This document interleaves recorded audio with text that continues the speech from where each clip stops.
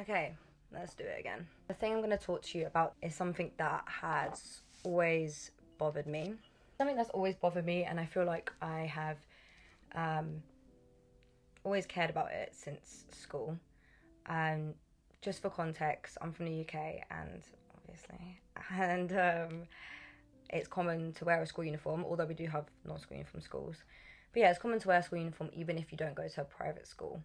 And it's also common, not as common, to have gendered schools as well as co-ed schools.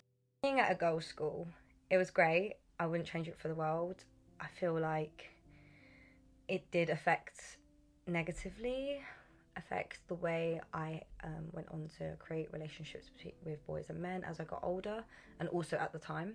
And I think it's okay for some. Like, I'm sure some people weren't affected, depending on maybe like what they had at home, for example. Like, if you have quite a male-dominated family, maybe you would have that practice, and see them in a different way and be able to build relationships with them better. But that's something I could talk about another time, because there's a lot to dig into there, and I'm sure lots of people have different experiences with these things. But yeah, there was one thing that really, really, really, really, really, really, really, really affected us all, and teachers literally wouldn't let it go. And that was the length of our skirts. The length of our skirts. Anyway, so the length of our skirts were a huge issue. It felt like it was a daily battle between students and teachers, like teachers bringing out rulers, sending kids home, sending kids to detention or isolation, where you would go into like a room and basically be isolated from everyone else. At the time we just didn't see why it was so deep. But I think as I've gotten older, I'm starting to like analyze the situation a bit more, and I'm starting to think of so many different aspects of this situation that can actually very much impact students and the way that they go on to live their lives. It was pretty common for girls to roll their skirts up, and I also did the same. I don't think I would roll it like super, super short unless I was going to hang out at McDonald's on a Friday. But yeah, I remember once we had a whole school assembly, and basically the head teacher basically said that they were getting complaints from the public saying that we looked like prostitutes because our skirts were so short.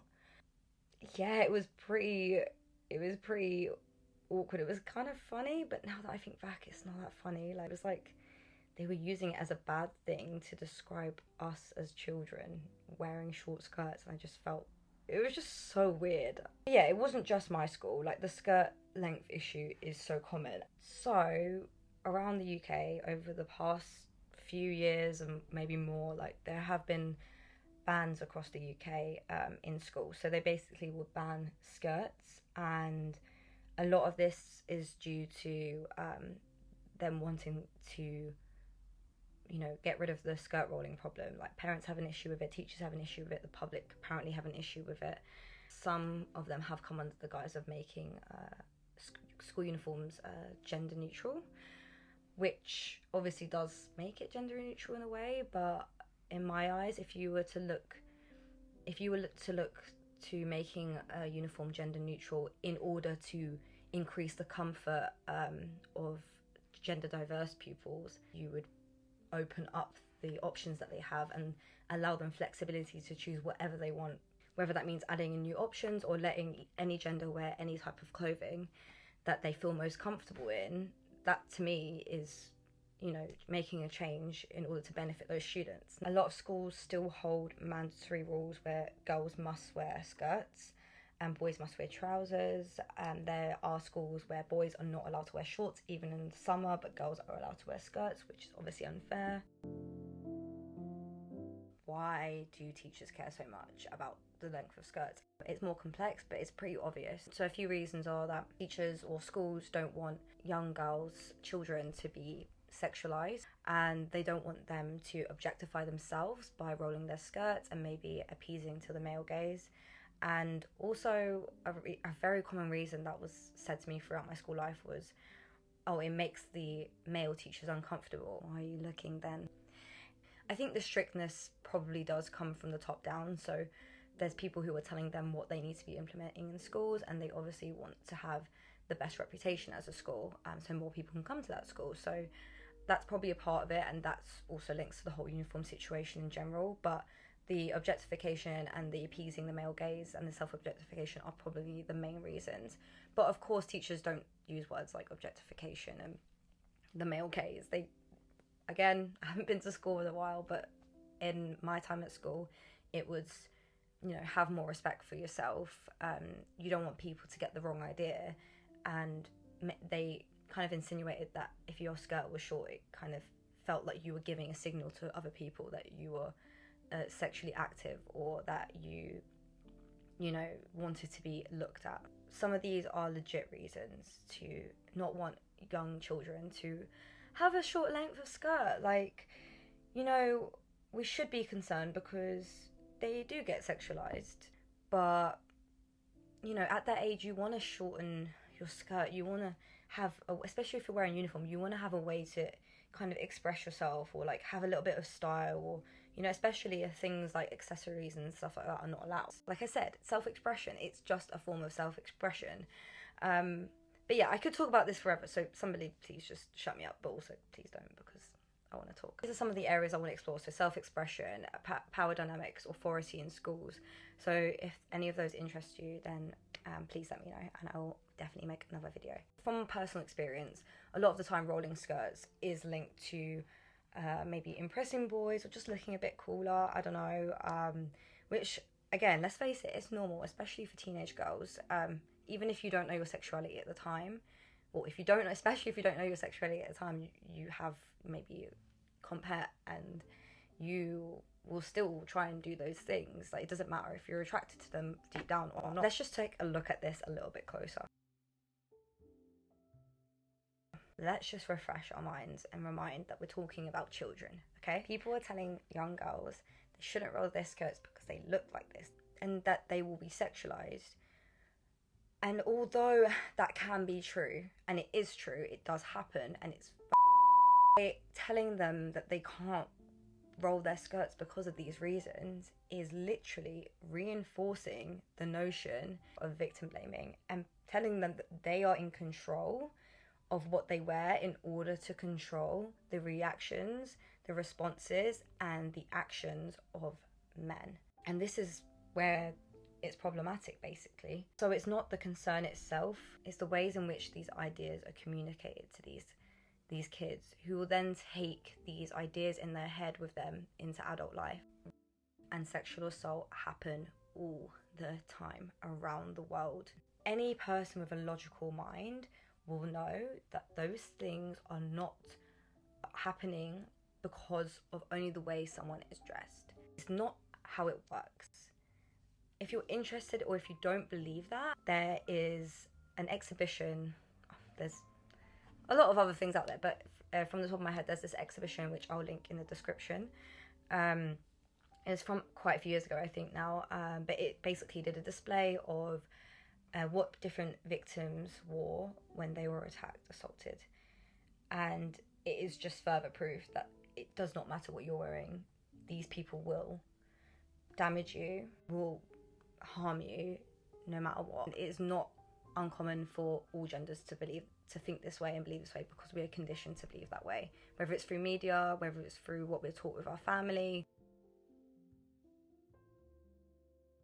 So to explore the entire issue kind of further, I did actually do a research paper on school uniform, and this is like one of the areas which was so important to me and which interested me the most. But there was a study done in just before the 2000s, and it proposed objectification theory. And this was a way of understanding the self-objectification experienced by women and girls as a result of living in society that sexualizes them. So they highlight in this research study that the internalized perspective can increase body monitoring, which is something that women and girls struggle with all over the world every day already. And that can have, of course, a negative impact on mental health, including the increase of anxiety and shame. And like I said before, like, secondary school is so intense for that sort of thing, for mental health, for anxiety, shame, depression, body dysmorphia, all of it. It's already a very high time for that. So you know, this is where things become even worse and they can stay with you for life. Another study around the same time of that found that both male and female participants believe that females who wore shorter items of dress, or like provocative clothing, were more likely to be the recipient of sexually harassing behaviour. And that's like what I said before, it's common for all genders, although this was quite a long time ago, this study. It's common for all genders to have those beliefs. It's not just men, it can be ingrained in all of us, basically. That also contributes to the notion of victim blaming. Now, thinking about the current generation in uniform, Gen Z are more likely to speak out against gender inequality, and therefore I'd say they're more likely to step up and resist against suggestions by teachers, even if they're from, you know, authoritative figures like parents, teachers, school teams, organisations. They're more likely to step up against the suggestion that they are responsible for the actions of others based on how they are dressed. So I wouldn't be surprised if the rules that are being put in place and their justifications, I wouldn't be surprised if these are actually harming the way students, especially the current generation, are seeing their schools, the way they perceive them, and also the respect that they have for those authoritative people. So what I'm saying is, not only can these rules be harmful to children and negatively affect them at that time and also into their adult life, but it can also make things more difficult for the teachers. It seems like they're making things harder for themselves. Again, I don't know how they're approaching it in every school now, but based on the things that the people that I've spoken to in the recent years and also my own experience, it is harming their mental health and the way they view themselves, and it is also making the teacher's life and the school's life so much more difficult, because they are just breaking down the trust that they have between the students and them. The trust that's already fragile because the students do have a different relationship to authority because of the things that are going on in the world as they are growing up. So I'm not a teacher, obviously, and it's been a while since I left school, as I said, but I know teenagers can be scary and they can be tough. So if schools took the time to further understand and explore the complexity of this issue and the ways in which they are implementing, enforcing and reminding kids of these rules, then, you know, it could make life easier for them. They could stop denying girls lesson time because of their skirt lengths. They could teach students something valuable and help them exhibit healthier mindsets that they can take into adulthood. And they could also contribute in helping students and make confident decisions. You know, if they were educated in a fair and realistic way, in a transparent way, which this generation do value, they could make their own decisions for themselves. And it's not to say that schools can't enforce these rules, because I get why they want to and need to, maybe, but it's about how they are going about these and what are they actually teaching students in order to benefit them and not just treat them like another number. So just a bit of, you know, backstory. Like, so my family come from a country where it is the main religion, and so growing up I've had a lot of, you know, internal battles with, you know, when I was visiting, like, can I wear, even in this country, can I wear that certain item of dress? You know, how short can this be when I go to this specific place? And that's fine, because some places it is just unacceptable due to religion and culture. Actually, once in a tourist place, this woman called me a whore in that language. I was wearing shorts and she was wearing shorts too, but hers were like just above the knee and mine were just like a bit shorter than that. Okay, maybe like mid thigh, I don't know. It was really weird. Again, I was only a teenager. I was just like, okay, rude. But yeah, so I've been told like where I can't wear certain things. And I've also had the conversation, no matter how old I was, of, you know, old enough to be able to wear like a bra. I prefer to not wear a bra a lot of my life, and, you know, it would be told like when I'd be going around male, just anyone else that was maybe like visitors and stuff, like I should wear one, because otherwise they'd be able to see the parts on my chest, like through a top or something. And I think being told that actually made me more uncomfortable. But, you know, I guess I was just trying, like, whoever it was telling me that was just trying to protect me, because they could maybe know how people could be, and they didn't want me to be subject to that. And, you know, I get that. Of course I get that. And, you know, I'd rather be comfortable, and I would rather sit there and not be worrying about, oh, this is, but maybe if they didn't say anything, it wouldn't have been in my head. But it does concern me that when I was being told these things, like, I was a child still, like, a few years past being 10 years old. That's what being a teenager is really, isn't it? You're 10 years old, and then you're 12, and then you're 13, and then you're being told not to dress a certain way. I just came out the womb, bro. Leave me alone. So yeah. So, just to, you know, sum up, what I'm trying to say is,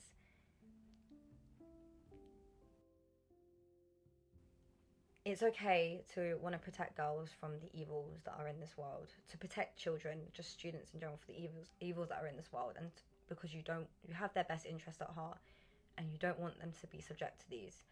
However, let's rethink and reevaluate the ways in which we are trying to teach young people about these things, and trying to teach them more about the world and the reasoning behind things, so that they can make informed decisions for themselves and carry that confidence into adult life, that knowledge and confidence into their adult lives. At a time where they're most impressionable, it's important that we treat them with compassion, respect, and give them the transparency that they need in order to understand things wholly. Never use that word. So on that note, here are some of my unsolicited suggestions. I've really not moved around in this chair that much. I'm really proud of myself. Anyway, some unsolicited suggestions for how adults or teachers or anyone, you know, maybe you have a younger kid in your life.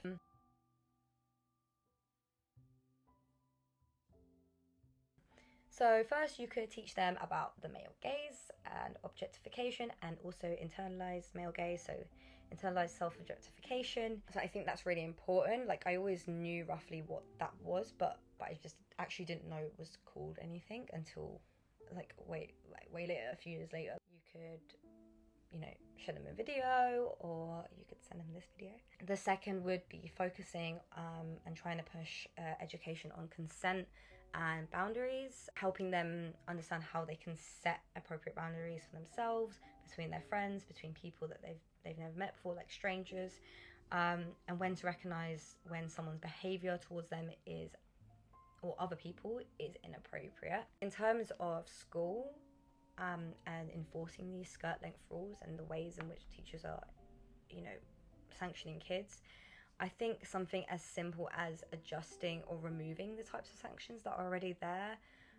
For example, instead of just sending them to detention, isolation, or sending them home, sitting down and discussing the matter in a different tone and approaching it in a different way, or, you know, trying out a different angle while communicating it to them, so that they are more open to listen to you, and making it something that you guys teach them, but just in general for their own good, not just when they're disobeying the rules. And if approaching it in that way and treating it as an ongoing important topic could lead to potentially more effective and more nurturing outcomes and environments. So like I said, I'm not a teacher, I've never worked in a school, but, you know, I know that there are so many intersectionalities that affect these issues, and I know it might not just be as simple as, you know, teachers teaching kids this stuff, because it needs to be in the curriculum.